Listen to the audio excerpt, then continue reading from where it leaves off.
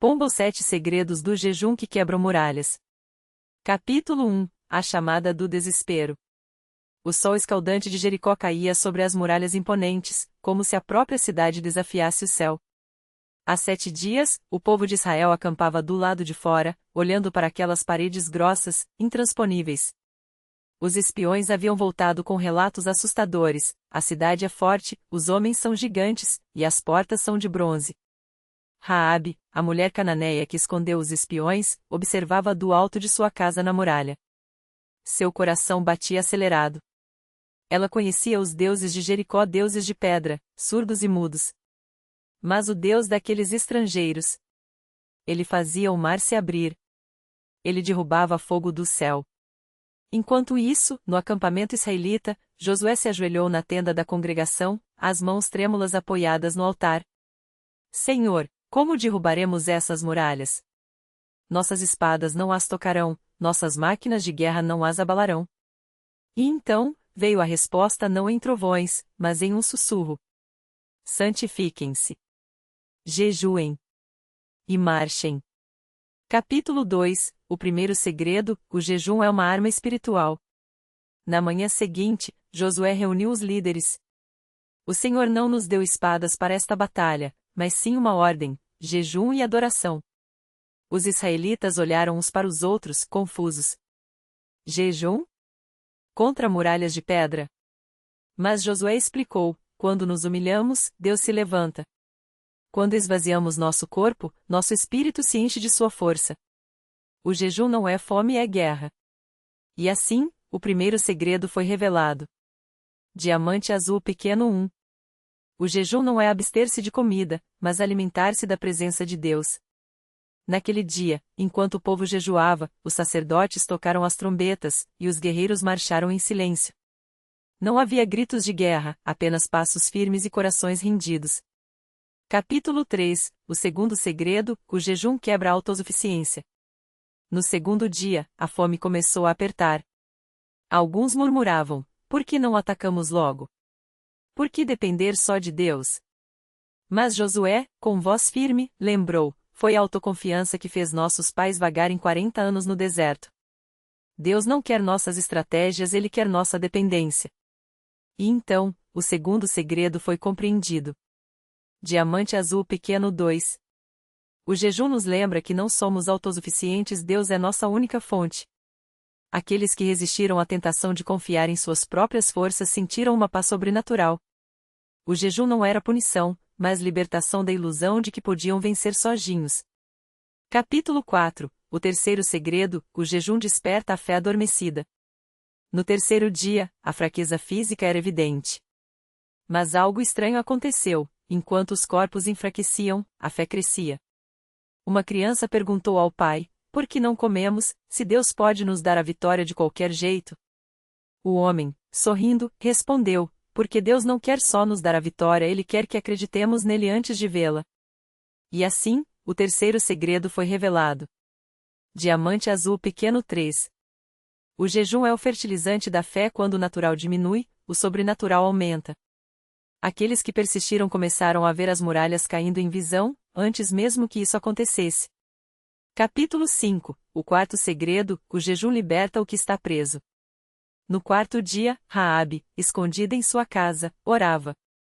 Ela tinha ouvido falar do jejum dos israelitas e, em segredo, também se absteve de comida. Se o Deus deles é real, que ele me livre, sussurrou. De repente, uma voz interior respondeu: você já está livre. Ela não entendia ainda, mas algo em seu espírito sabia: aquelas muralhas não a prenderiam por muito tempo. Enquanto isso, no acampamento, Josué revelou. Diamante azul pequeno 4. O jejum não é só para pedir, é para soltar. Quando jejuamos, quebramos grilhões invisíveis. Muitos israelitas perceberam que não eram só as muralhas de Jericó que precisavam cair, eram também as muralhas de medo, amargura e incredulidade em seus próprios corações. Capítulo 6. O quinto segredo: o jejum traz clareza divina. No quinto dia, a visão de Josué ficou aguçada. Ele viu anjos marchando ao lado dos israelitas. Ouviu o som de trombetas celestiais ecoando além das humanas. Deus lhe mostrou: as muralhas já estão condenadas. meu juízo está decretado. O jejum não é para me convencer, é para vocês enxergarem o que eu já fiz. E assim, o quinto segredo foi desvendado. Diamante azul pequeno 5. O jejum afia nossa visão espiritual, revela o que Deus já determinou.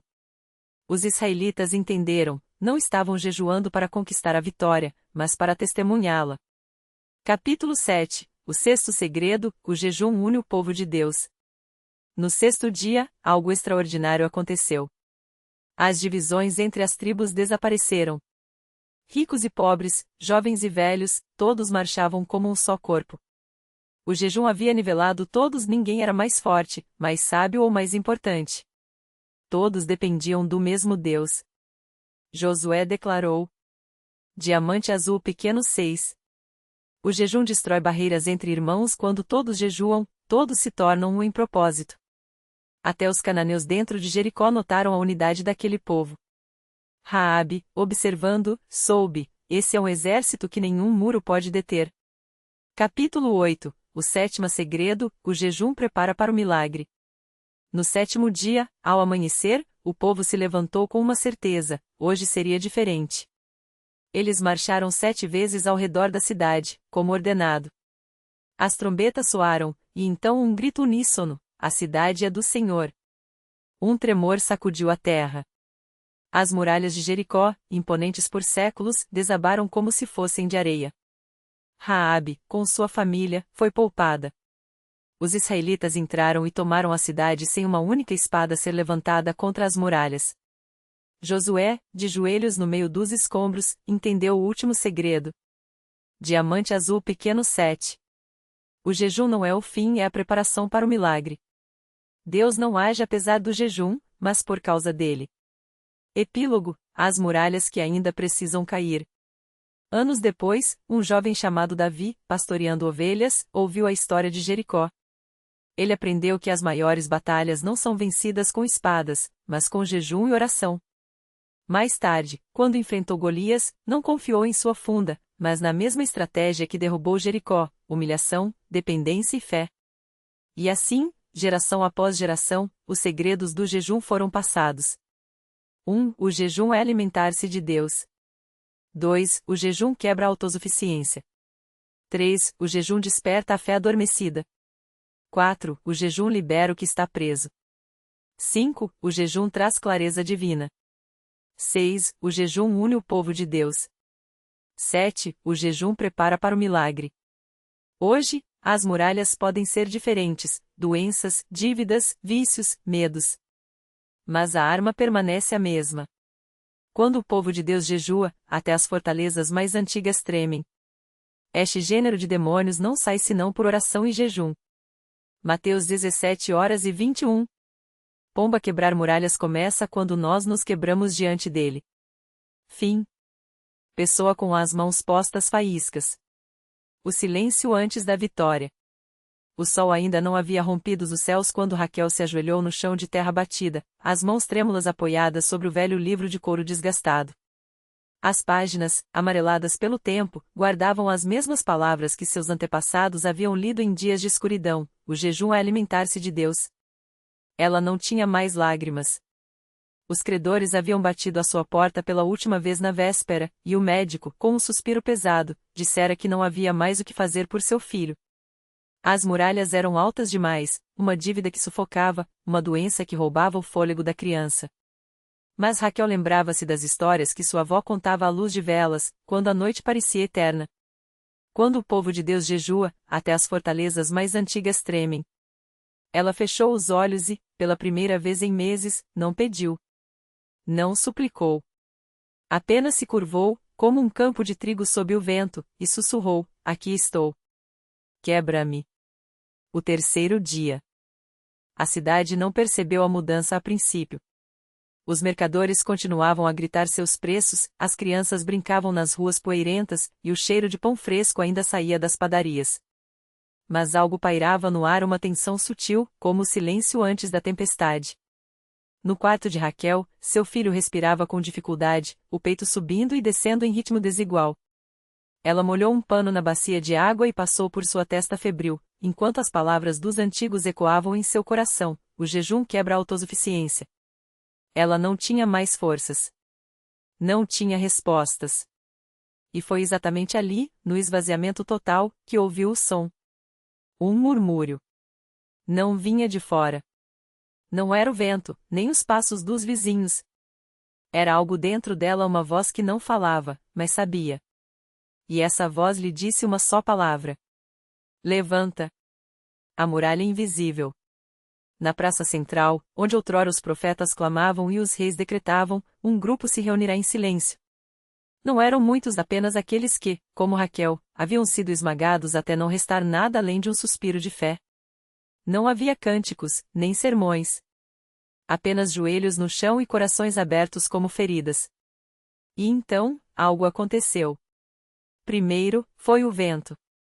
Uma brisa forte, vinda de lugar nenhum, que fez as folhas secas dançarem em espirais. Depois, um tremor leve, quase imperceptível sob os pés descalços dos que jejuavam.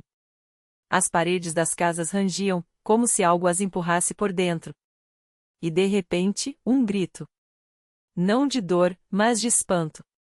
O menino de Raquel sentou-se na cama, os olhos brilhando com uma claridade que não era sua.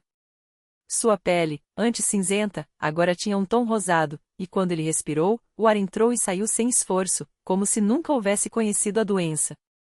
Na mesma hora, nas casas ao redor, envelopes caíram das prateleiras, selados com o brasão do credor, cada um com a palavra perdoado escrita em letras firmes. Nas ruas, homens que há anos se escondiam nas sombras, escravos de vícios que os consumiam, largaram seus frascos e facas, olhando para as próprias mãos como se as vissem pela primeira vez. O que não se vê. Ninguém soube explicar.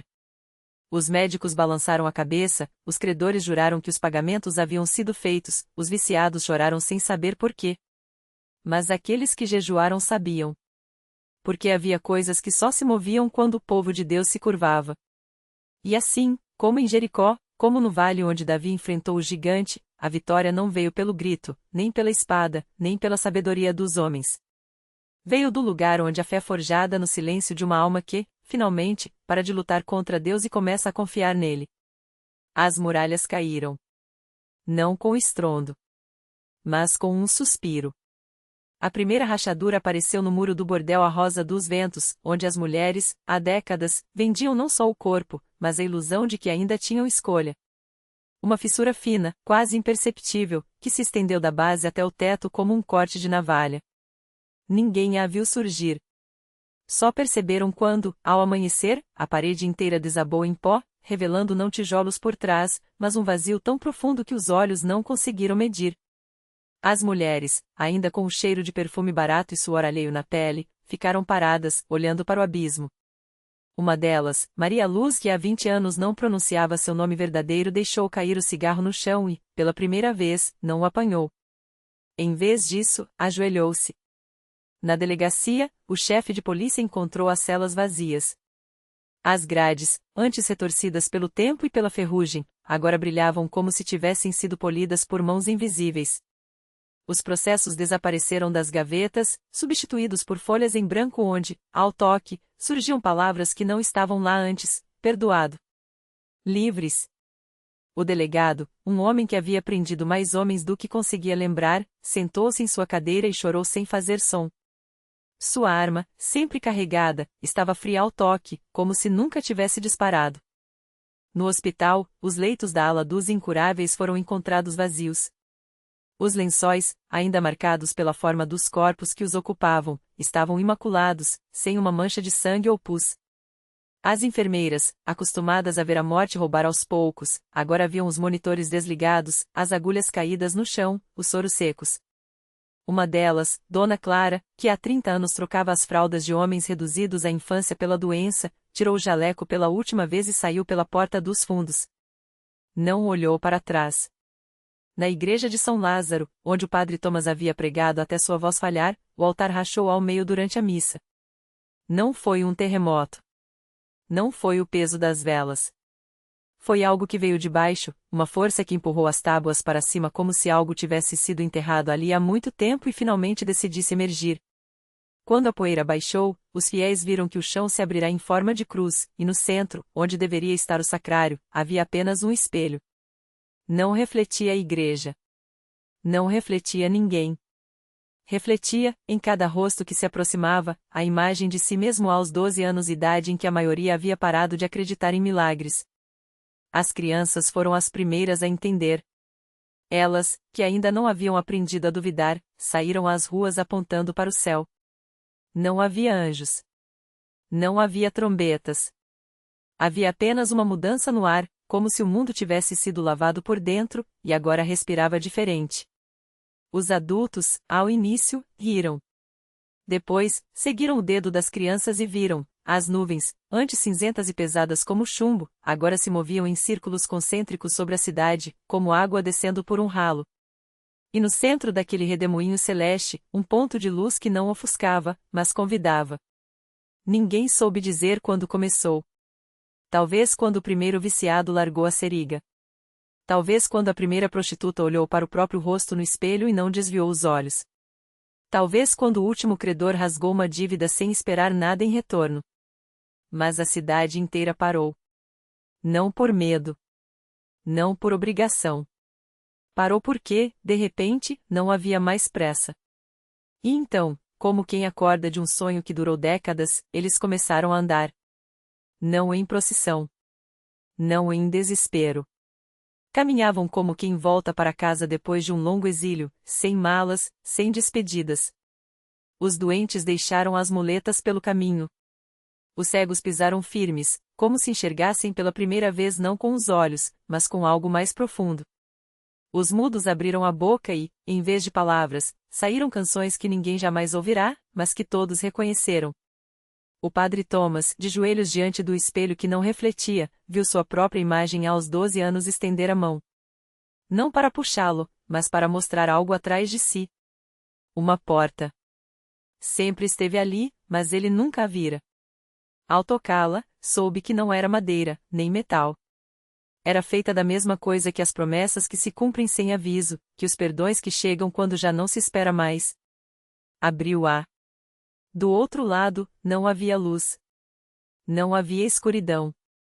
Havia um silêncio tão cheio que doía como um momento antes de um abraço depois de anos de distância. E então, como um suspiro que finalmente se solta, a cidade inteira atravessou. Não porque fosse o fim, mas porque, pela primeira vez em muito tempo, era o começo. A porta não se fechou atrás deles. Não havia dobradiças, nem trinco, nem sequer um umbral que marcasse a passagem. Mas todos souberam, sem precisar olhar para trás, que o lugar de onde vieram já não existia da mesma forma. As ruas que pisavam agora não tinham nomes, mas respondiam ao chamar, bastava pensar nelas para que se revelassem, como páginas de um livro que só se abre para quem sabe a pergunta certa. O padre Thomas, ainda com os dedos formigando do toque naquilo que não era matéria, viu que a cidade não estava vazia. Havia pessoas ou algo que já fora pessoas, ou que um dia seria. Crianças brincavam com peões que giravam sem parar, suas cores mudando conforme a luz que não vinha de nenhum sol. Os adultos caminhavam com passos que não faziam barulho, mas deixavam para trás um rastro de sons, risos engasgados, choros interrompidos, palavras que nunca tinham sido ditas e agora flutuavam como fumaça.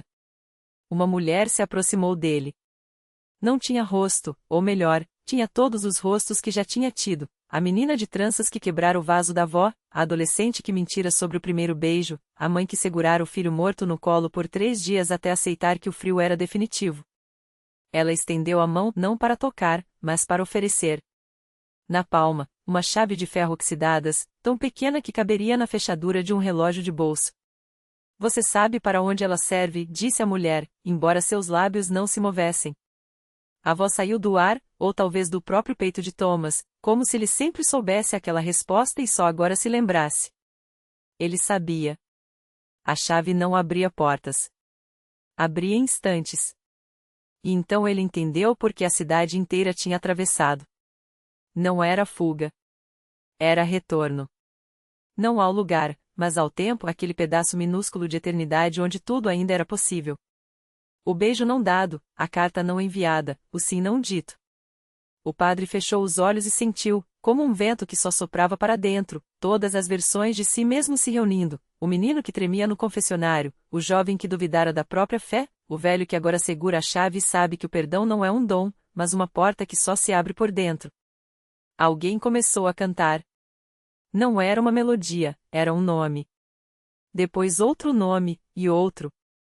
Os nomes se entrelaçavam, subiam como incenso, e de repente as ruas se encheram de sombras que ganhavam corpo não fantasmas, mas ausências finalmente preenchidas.